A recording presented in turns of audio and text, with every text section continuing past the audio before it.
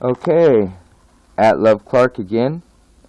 We're continuing Germany and the Holy Roman Empire.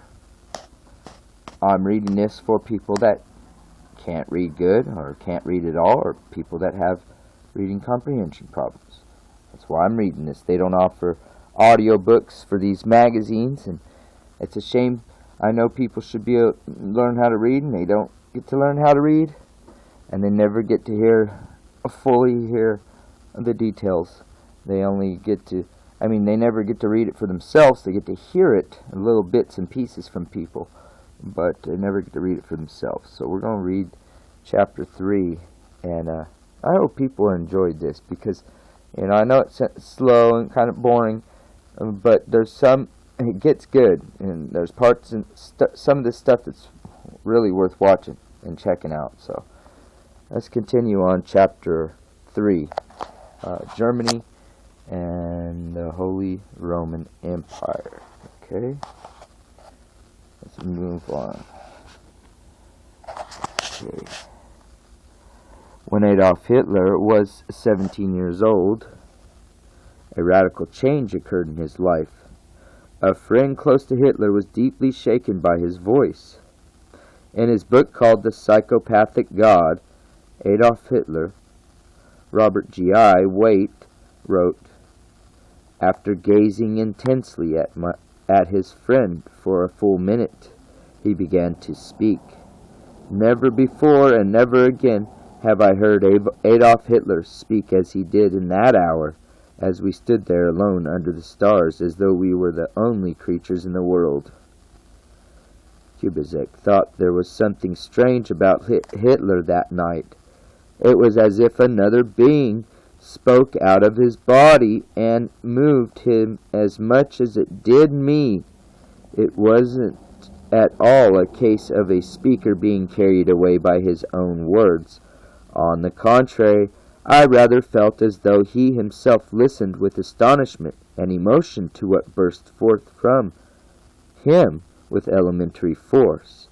I will not attempt to interpret this phenomenon, but it was a state of complete ecstasy and rapture.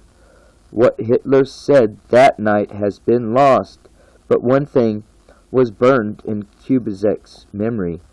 Adolf Hitler did not speak of becoming an artist or an architect.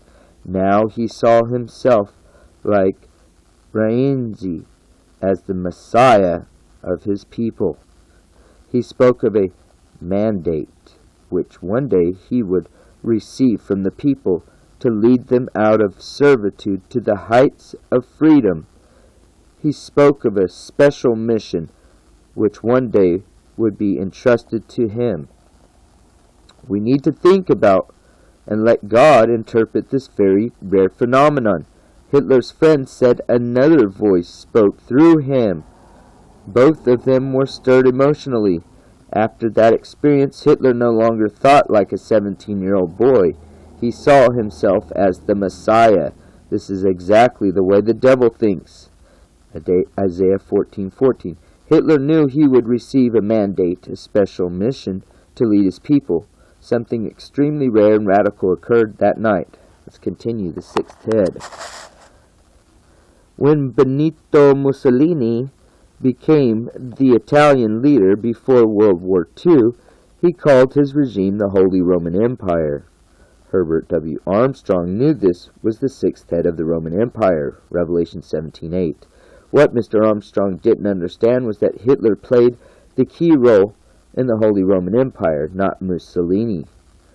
More information has become available that Mr. Armstrong didn't have. Satan was the real power behind the 6th head of the Holy Roman Empire, but he gave the leading human role to Hitler.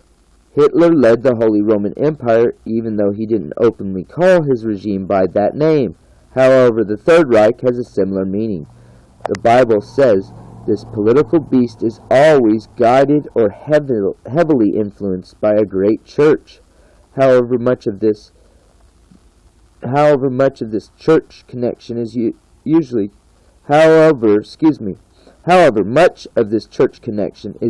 carried out behind the scenes. but the single unifying force is the devil. The beast that thou sawest was, and is not, and shall ascend out of the bottomless pit, and go into perdition. And they that dwell on the earth wonder, whose names were not written in the book of life from the foundation of the world, when they behold the beast that was, and is not, and yet is. The Greek word for bottomless pit is abyss. Pause. There's another meaning for this. They're going to say it means underground. I believe abyss can also be the sea, the bottom of the sea, the bottom of the ocean is referred to the abyss too. So, now, correct me if I'm wrong. I'm talking word meanings, not biblical word meanings, so I'm not sure. So, all I wanted to say was some people refer to the bottom of the sea as the abyss. The Greek word for bottomless pit is abyss, which means underground. That means this great empire has continued to survive from the original Roman Empire. It has been underground at times. There have been valleys in between the mountain peaks. The last 7 heads, or resurrections, were prophesied to be guided by a great church. That is how church and state get the name Holy Roman Empire. The 6th head ascended out of the underground. That means most of the world was ignorant of its existence. After it was defeated by the Allies in World War II, it went back underground, where it began deceitfully working to regain power over the world. There is no final defeat in their thinking.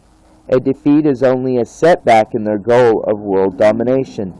This empire will continue until God destroys it, because it is ruled by Satan. The beast preys mightily on the world's ignorance. The beast preys mightily on the world's ignorance. Deceit is its greatest weapon. The Bible says that this is how it crushes its lovers. Satan keeps it alive to rule the world, and it is about to burst on the world scene again, this time with greater power than ever before. Worldwide, most people's faces suddenly will turn white with unparalleled fear. This European power is about ready to shock the world again. Thankfully, it will be the last time. We can understand the rising 7th head much better and more easily if we understand the 6th. The 6th head gives us a dynamic preview of what is to happen in the near future one final time. All we have to do is grasp what the 6th head did, then multiply it about 20 to 30 times. The Bible reveals that the 6th head has a very close tie to the 7th. Okay, we're going to stop there. That is Hitler and the Holy Roman Empire. Alright.